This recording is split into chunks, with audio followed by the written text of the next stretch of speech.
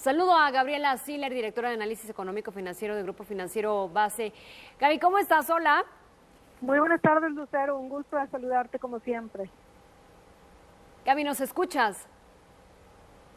Sí, ¿cómo estás, Lucero? Bien, empezamos por México. Fitch Ratings está ratificando la calificación soberana de México en BBB-, con una perspectiva estable por un marco de política macroeconómica estable, deuda pública estable, finanzas externas también estables, pero considera que esta calificación pues está restringida por lo que ya mencionamos: débil gobernanza, crecimiento moderado, una intervención política continua que afecta todavía las perspectivas de inversión y posibles pasivos contingentes de petróleos mexicanos. ¿Qué opinas? Bueno, pues esta calificación, si bien es buena noticia que la haya ratificado, la verdad es que seguimos estando a un nodo de perder el grado de inversión con Fitch.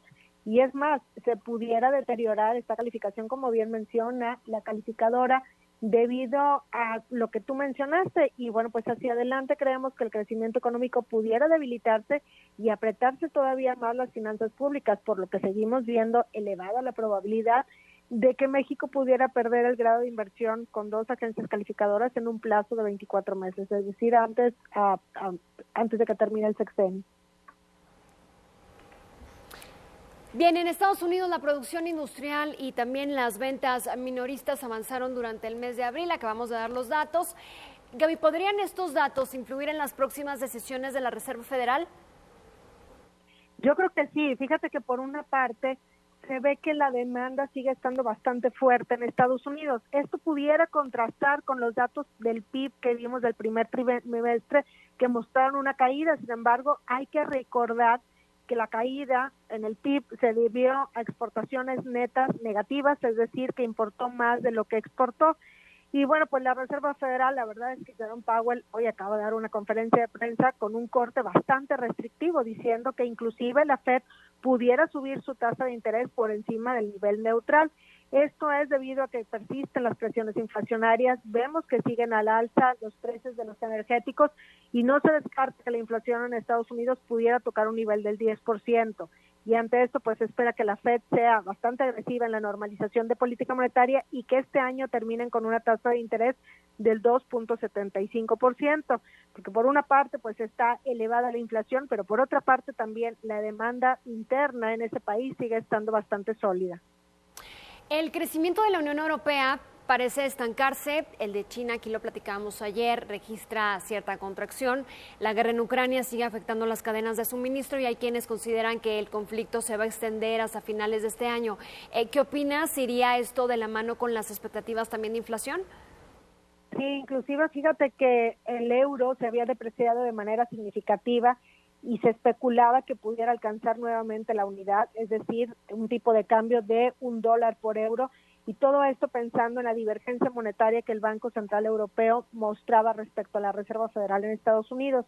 Sin embargo, las presiones inflacionarias en la zona del euro pues no están para menos y se especula ahora que el Banco Central Europeo pudiera empezar a incrementar su tasa de interés tan pronto como en julio, y ante esto el euro mostró un rebote hacia los niveles de 1.0537 dólares por euro. Sin embargo, sigue ahí el fantasma de la estanflación en la zona del euro y la verdad es que, bueno, pues todo esto de China a Europa hace pensar que la economía global pudiera caer en una recesión en el 2023.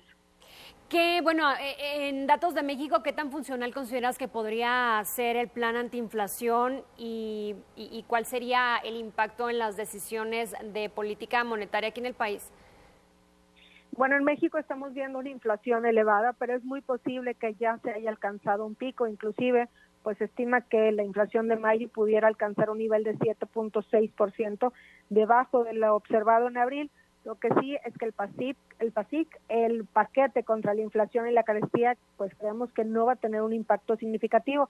Particularmente, pues ayer se publicaron los productos a los que se les ha quitado el arancel, pero pues llama la atención que la mayoría de estos productos son hechos en México o bien son importados desde Estados Unidos, país con el que tenemos un tratado comercial y que por lo tanto pues no tenía ningún arancel. Y bueno, pues ante eso, el impacto de este paquete sobre la inflación creemos que será mínimo o no significativo y que la inflación en México pudiera terminar en un nivel del 7%. Sin embargo, si se sigue dando una alta volatilidad en los precios de los energéticos, particularmente del petróleo, y también una alta volatilidad en los precios de los granos a nivel internacional, esto pudiera generar una mayor presión sobre la inflación y que termine este año en México en un nivel del 8%. Para el caso de Estados Unidos, se ven mayores presiones inflacionarias porque para ellos la ponderación en la gasolina es más importante y se sigue incrementando allá. ¿Qué factores consideras que podrían impulsar el aumento de estos 75 puntos base que se ha analizado últimamente en la tasa de referencia? Fíjate que Banco de México nunca ha subido 75 puntos base su tasa de interés, sin embargo estamos viendo condiciones propicias para esto. Y bueno, pues hay mucha gente que dice que no tiene caso que el Banco de México siga subiendo su tasa de interés porque esto no va a resolver los problemas a nivel global. Sin embargo, hay que recordar que hay varios canales mediante los cuales funciona la política monetaria y en el caso de México son dos especialmente los que ahorita pudiéramos decir que son más efectivos. Uno es el del tipo de cambio. Al subir la tasa de interés, el tipo de cambio, el peso se aprecia y con esto baja el precio de los productos importados, ayudando a la inflación. Y del otro lado está el canal de las expectativas, que es importantísimo para que no se generen inercias inflacionarias o expectativas autorrealizadas. Esto es, que los negocios no sigan subiendo los precios pensando que cada vez será más caro reponer sus productos y que con esto se genera una mayor inflación. Y bueno, pues en el último anuncio de política monetaria vimos que el voto disidente pues era precisamente por un alza de 75 puntos base en la tasa de interés, y además el Banco de México dijo que sería contundente en el combate a la inflación. Esto generó la especulación de que pudiera darse incrementos no de 50 puntos base, sino de 75 puntos base. Y bueno, pues si el Banco de México de perdido le sigue el paso a la Reserva Federal, esto implica que podríamos terminar con una tasa objetivo de 8.75%, que sería máximo histórico para la tasa de referencia en México. Gaby Siller, gracias por la comunicación, un abrazo grande hasta Monterrey. Gracias a ti, Lucero, un abrazo.